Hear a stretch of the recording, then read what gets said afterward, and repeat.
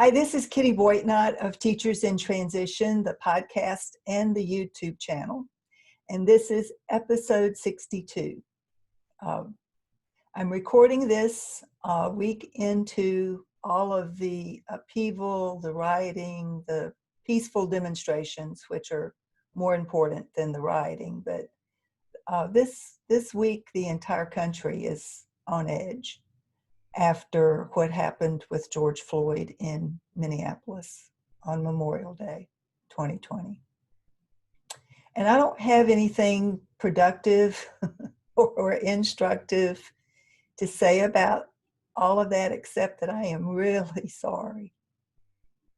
You know, I speak one week on stress management and another week on career transition, and this is my week to talk about some stress management strategies. And, you know, frankly, I was at a loss at the beginning trying to figure out what in the world to say.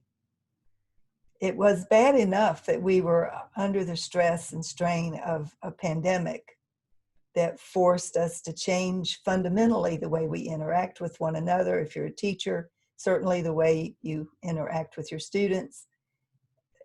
Our whole ways of being were turned topsy-turvy, and we were instructed to stay home and stay away from people because it's not safe. If we're all vulnerable to the virus, and some populations are more vulnerable than others, then you know you don't want to get the virus. You don't want to put yourself at risk for picking it up somewhere. And that was all bad enough. And then the economic damage started to become real. People who've lost their jobs, many of them will never get those jobs back. Waiters and waitresses who were making a living of some sort, the restaurants, a lot of them will not be able to open up again. I have thought so much about my hairdresser, and I desperately need a haircut, but I'm not ready to go get one yet. I've thought about my nail tech. I would love to go get a massage, but I don't see that happening anytime soon. So, you know, we had those two things already going, and then all hell broke loose on Memorial Day 2020 because of the apparent privilege of a cop who felt like he had the right to crush a man's neck and strangle him to death with his knee while he casually sat there, one hand in his pocket. That, to me, is the most galling image. The cop just sitting there, you know, no big deal. The guy's crying out for help, crying, I can't breathe, crying for his mother, crying. Knowing he's being filmed with any number of cameras on him, not missing a beat, just sitting there long enough to strangle the man to death. I mean, it's just enough to crush your spirit. But we can't afford to be crushed. And so I applaud the people who are out doing the protesting, the peaceful protesting. I want them to be safe in the process. I don't want them to put themselves at risk for catching or spreading the virus, even worse. But sitting at home is probably not an option either. Doing nothing is not an option. We need to stand up as a society for what's right. And what happened last week isn't right. But as an individual, all I can do is try to respond thoughtfully and intelligently instead of angrily and forcefully enough that I add to the problem. You can either be part of the solution or you can be part of the problem, and I'd prefer to think that I'm trying to be part of the solution. So what I want to talk about today, I found an article that I'd like to share. I think it will be useful for today's topic, since the idea is to try to manage our stress to the best of our ability. With all of these things going on in the world, it's hard. Yesterday in particular, I was just really struggling, and I finally realized all this energy that is swirling in the country and in the world at large. And you know, every major change that's ever been made in our country or any other country has been the result of some sort of revolutionary action. And so that's part of what's happening. But not all of us can be out on the street, even peacefully protesting. So what can you do to help to manage your stress so that you can not become part of the problem?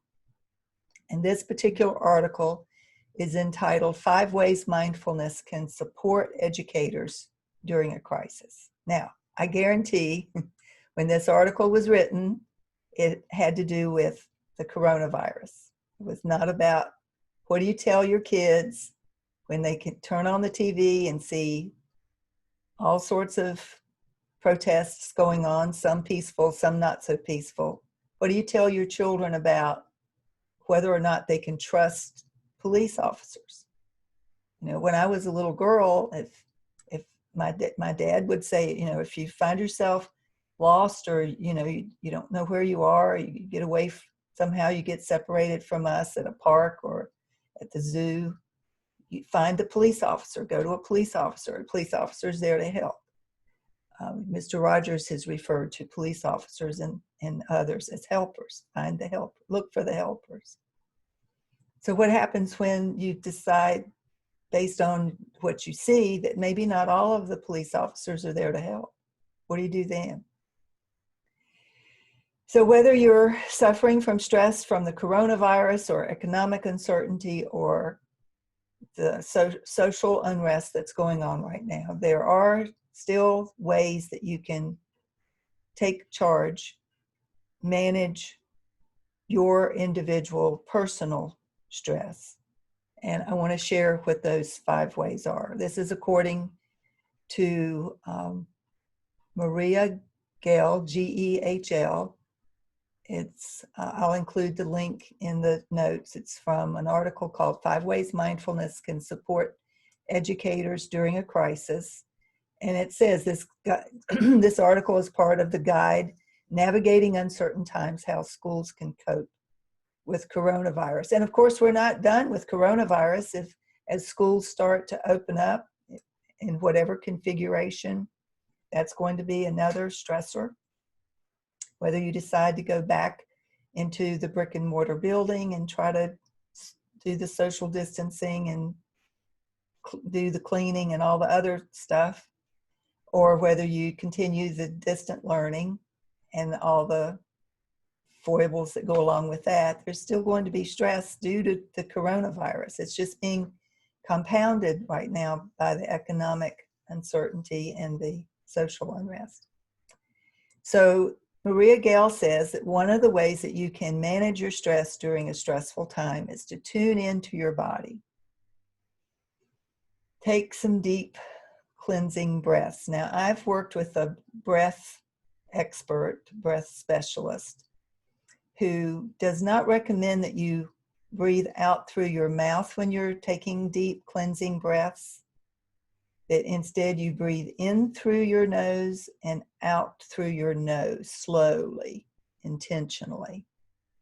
That by breathing out through your mouth, you are actually doing harm to the overall oxygen level in your body. So in through your nose, out through your nose. And there are different methods that you can use: in for 4 counts and out for 4 counts, or in for 6 counts and out for 6 counts. But figure out a way that supports you and tune into where you are holding your stress. I generally hold mine in my neck and shoulders. Other people perhaps manifest their stress in other ways in their bodies.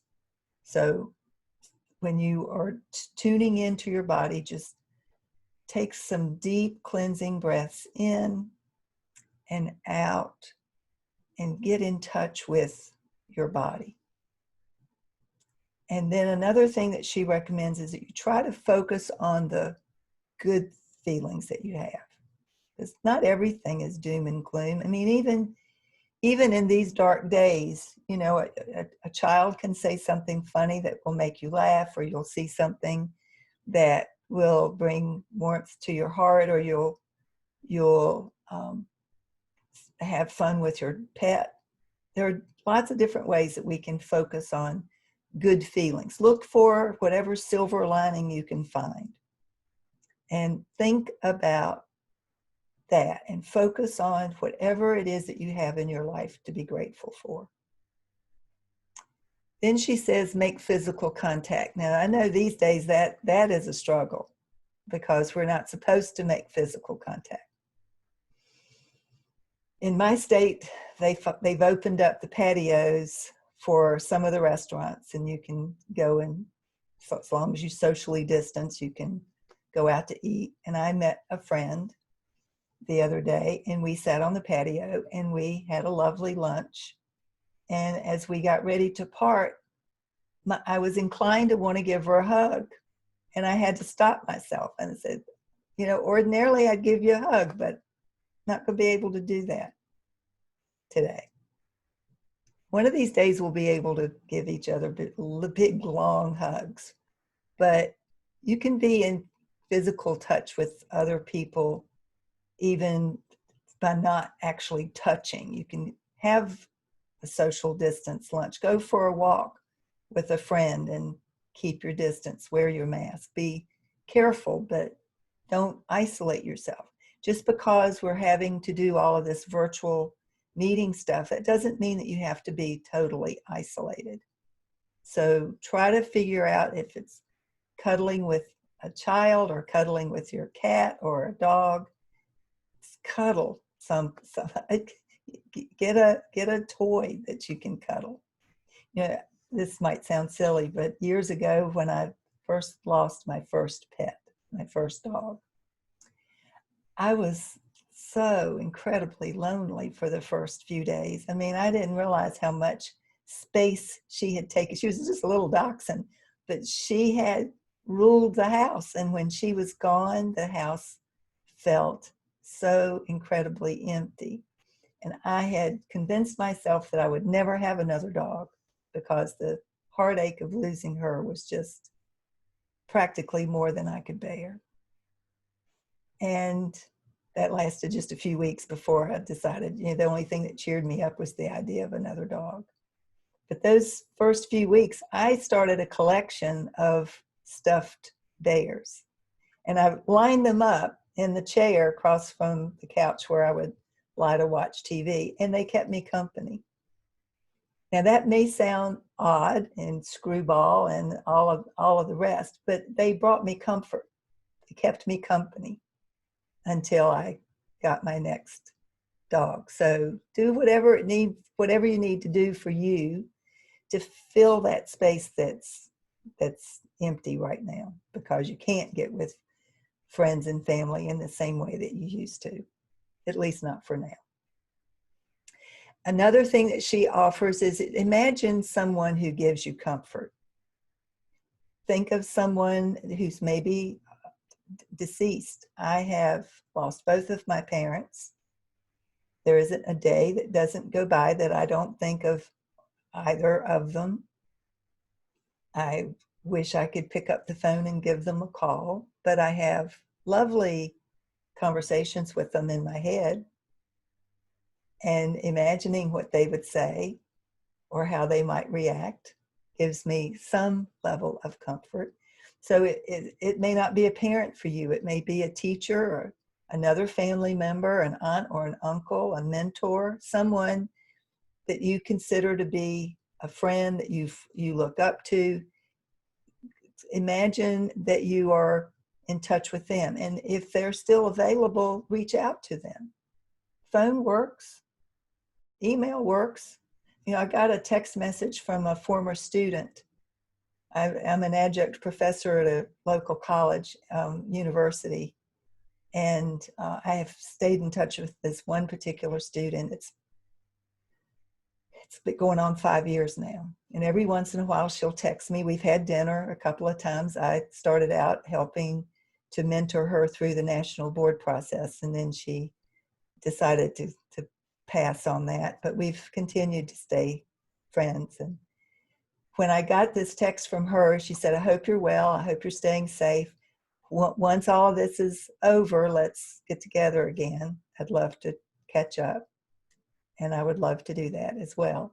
So that made me think of another student in that same class that I had dinner with last year after he graduated from the program. And we had a lovely time. And so that spurred me to reach out to him. He wrote me back this week, you've made my week. Thank you so much for thinking of me. So reach out to people. Again, just because we're in this period of social isolation doesn't mean we have to impose complete isolation on ourselves. So find someone that you can connect with. And then finally, she recommends taking time to get into nature. Go for a hike, go for a walk, do something outside. And especially this time of year, I mean, we're getting ready to go into the summer season. You know, ordinarily we'd be planning vacations. I doubt that very many people are planning big vacations right now. But that doesn't mean that you can't still get out and about and walk with your family. It's been interesting. I live in a townhome community, and especially at the beginning of the pandemic, I noticed it more than I've noticed it more recently, but little family units, you know, the mom, the dad, two little kids, a baby in a stroller, a baby in the stroller and a dog walking along on the leash, family units coming back together in a more intimate and fundamental way than they probably have been in a generation, because we've gotten so busy. We have forgotten to take time for a walk, to feel the sun on our faces, to feel the wind in our hair. So take some time. Now, you don't have to do all of these things. Pick one. Pick the one that seems the easiest for you or resonates the most for you. And you don't have to spend a lot of time doing it. 5-10 minutes a day is all you really need. But you do need to pay attention to the stress level in your body.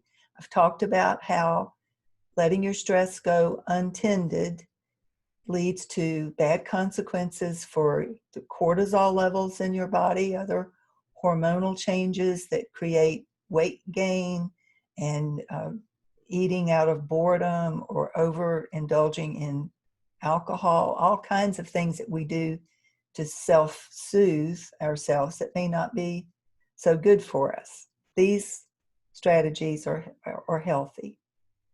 They're positive ways to go about managing the stress of a triple hit. It's almost like, you know, the what do they call it? The storm. I forget exactly the term. It escapes my memory at the moment.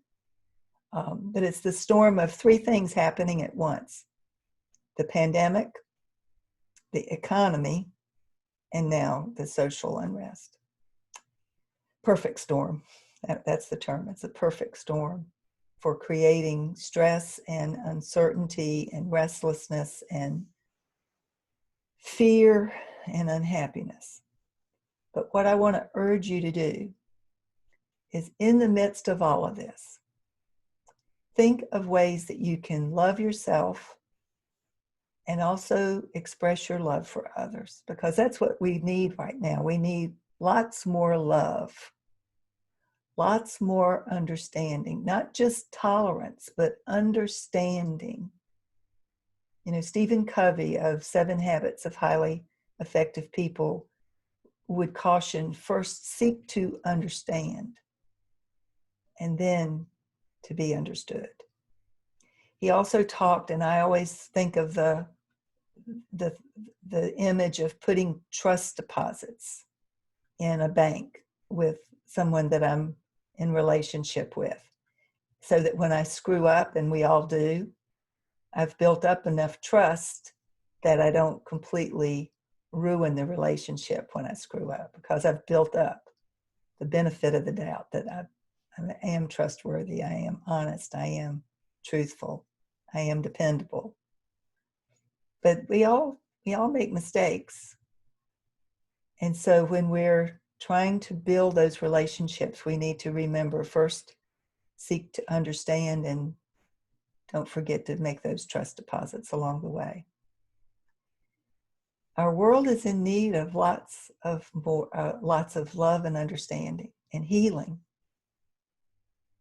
So whatever you need to do for yourself, do that. And then look out for those that you love, and then try to understand those that you don't know well enough to love yet. We're all in this together, and we need to try to figure out solutions together. Take care, stay well, stay safe. I'll talk to you next week.